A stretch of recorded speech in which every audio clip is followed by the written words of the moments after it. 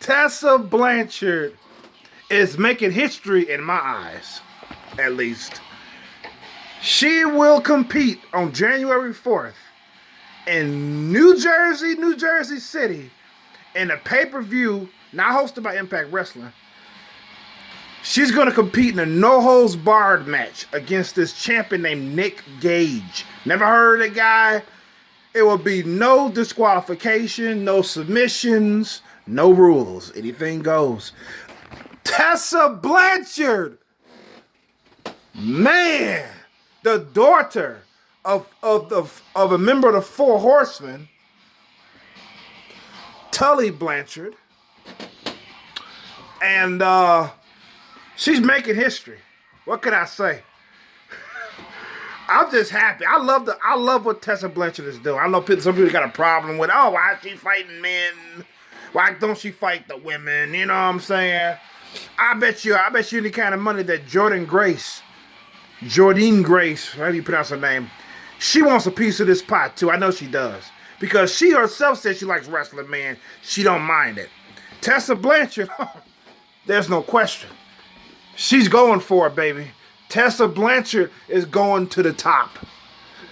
Even when I first laid eyes on her, I liked the Tessa Blanchard. I saw her matches.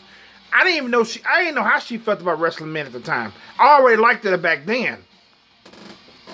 So, there you go. Tessa Blanchard, baby. No holds barred. I am actually excited about it. Holy shit, it's going to be in New Jersey City. Wow, I would, if I could, I would purchase a ticket and go. I would. I would love to see that shit, not on TV, but like live. You know what I'm saying? Like, oh shit, that's better than the fucking next pay-per-view WWE is calling WrestleMania next year. I'm 10 times more excited for this one Tessa Blanchard match than any pay-per-view WWE can throw at me. This is fucking great. I'm just ecstatic about this. All the shit that I'm going through with my family crisis and shit. This was good news for me. I feel that the women have come a long way. They used to be looked down upon, you know what I'm saying? They're more respected now in the locker room. You know, they don't necessarily have to fight men for that to happen, but Tessa Blanchard, I know she has a lot of fucking respect for the men in the locker room, you know, because this is something that you're not required to do as a female performer. It's not. You do it because you want to. And both parties, I would assume, are fully comfortable or committed to doing what they're supposed to do to entertain the fans. And that's all that matters to me. I don't mind intergender matches. I fucking love them. I wish we could see fucking more of them. A lot of them happen in Mexico in AAA. And they be fucking brutal. And don't get me started on Japanese women versus men. Holy shit. You think there's two guys going at it? Hardcore matches and shit. Fucking barbed wire. Man versus woman in Japan. That is fucking off the chain. Off the chain. Yep. So I'm excited about that shit. It's like, I'm lost for words. I'm just so fucking happy about that. Oh my God. Whew. Yep. Then we have fucking Seth Rollins explaining, he's trying to explain why the fucking fans have turned on him. He really think we're fucking stupid. He really does. What the fuck are you smoking, Colby Lopez? What the fuck are you smoking, you piece of shit? You are a fucking fail, man. All the shit you talk about on Twitter, throwing Dean Ambrose, a.k.a. John Moxley, under the fucking bus. Are you fucking kidding me? You wonder why the fans are fucking booing you. And then he got the nerve to fucking say, when he goes overseas, the fans cheer him and shit. You know what I say about that? Bullshit, Mr. Rollins. Bullshit.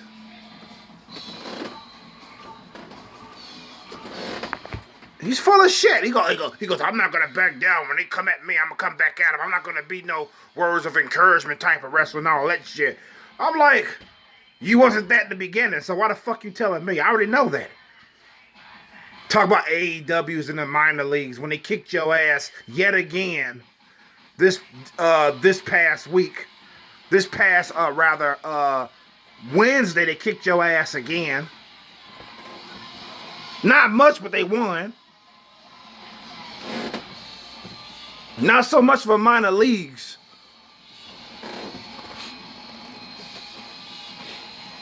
So, I don't know, man. That fucking interview was cringe. Wasn't worth my time writing notes for it. Plus, I had shit to do today. You know, even if I didn't have nothing to do today, I saw the fucking... Rick and Jay covered it. You know, he covered it, and I was listening. I was like, what a fucking cringe thing to go through. You know what I'm saying? This guy's just talking all this shit, making himself the victim, the typical SJW / male feminist fashion, making yourself the fucking victim. It's not my fault. It's their fault. Fuck you, Seth Rollins. Fuck you. It's your fault. Quit pointing the fingers at everybody else and point at you. Point the finger this way. You motherfucker. Oh my God, this guy's fucking pathetic. And yes, this is going into the Seth Rollins sucks or whiny Seth Rollins series. This is going in that motherfucking pile. So you can find a video there. Holy shit, man. What the fuck? Oh. Seth Rollins is fucking pathetic.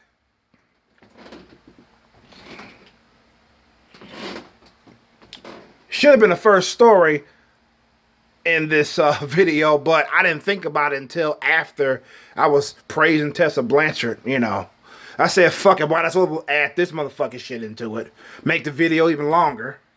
With Seth Rollins' bitch, whiny girl ass. I wish CM Punk was on that fucking show at WWE Backstage when he was talking all that shit. Oh, I'm not that. I don't know why they turned on me, man. I mean, what's going on? Why? And all this shit. CM Punk should have made a fucking special appearance and roasted his fucking ass. If people thought it was interesting without CM Punk there, imagine if CM Punk was there roasting his fucking ass. Like, you got a lot of fucking nerve, sir. You know, if he was there, it would have been a much better fucking show. It'd be talked about. It would be remembered to the end of fucking time. Because CM Punk made a special appearance when he wasn't scheduled to be there and shit. He gonna say, well, I'm not surprised that CM Punk is not here. I'm like, motherfucker, just like Rick and Jay. Motherfucker, you knew CM Punk wasn't gonna be there, so shut the fuck up. You know, it's like, dude, shut the fuck up. You knew CM Punk wasn't going to be there. Not to say you wouldn't have showed up if he was. You know, it's like, shit. I pretty much said, if I was CM Punk, I pretty much ended it. Well, I said a lot more stuff. But I pretty much ended it with, even if I were to challenge any superstar, I was coming out of retirement, if I was to challenge anybody, I wouldn't challenge you because I don't fight girls.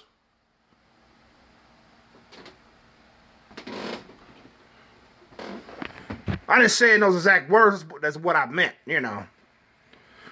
You can check out my comment on Rick and Jay's channel when he talks about CM Punk explaining why, trying to figure out why the fans are booing him and all that shit. And he explains why or something like that in his title. Mr. Rick and Jay 21. You know. If I remember, I put it as a hashtag. But yeah, yeah, just check it out. You can see my comment and what I would have done, what I had CM Punk say. You know, shit. It's fucking ridiculous. This guy is fucking pathetic. Man.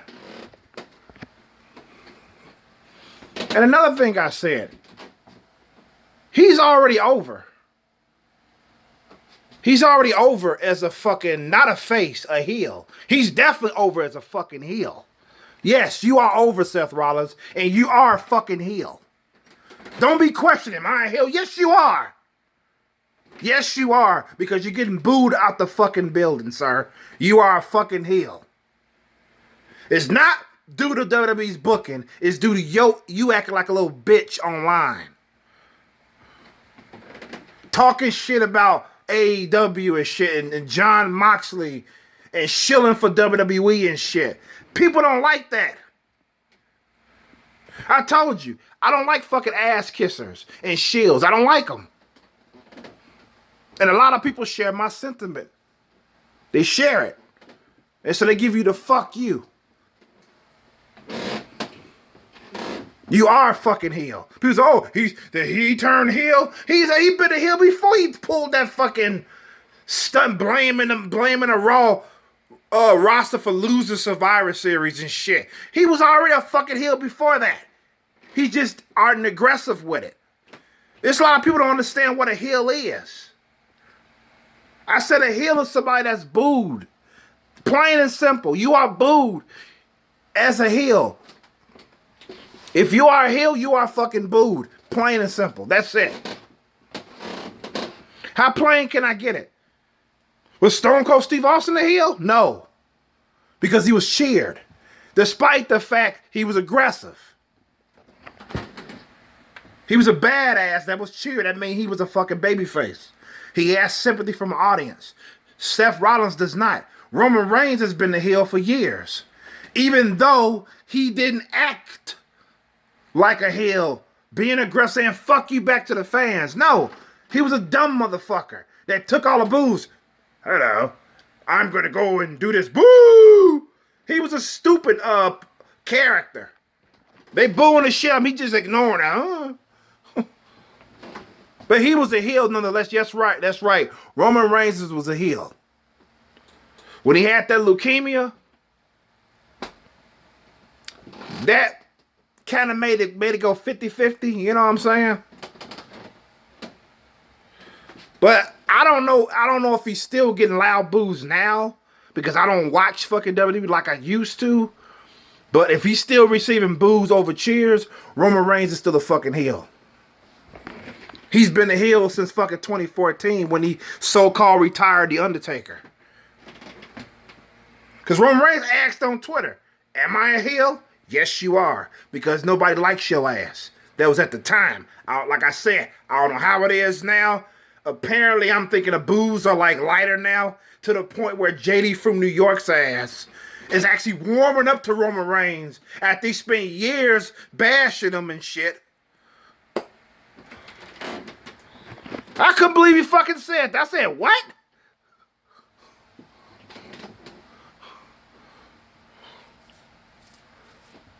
Shit. Should I almost beg the roaches in my house to suck my dick to see if I'm dreaming tonight. Fuck. But yeah, that's it for this video. This is fucking it. This is I'm done with this shit, man. You got a lesson on what a heel is. It's not that hard to understand. Not hard to understand. Heel doesn't mean an aggressive wrestler that says fuck you to the fans or a Stone Cold like wrestler. That is not what makes a heel. How the audience treats you, how you're received, that's a heel. End of story. Seth Rollins is a heel. Roman Reigns at least was a heel. Stone Cold Steve Austin, a babyface. So there you go. This is Wild Chromosome signing out. Peace and love. Until next time, ladies and gentlemen.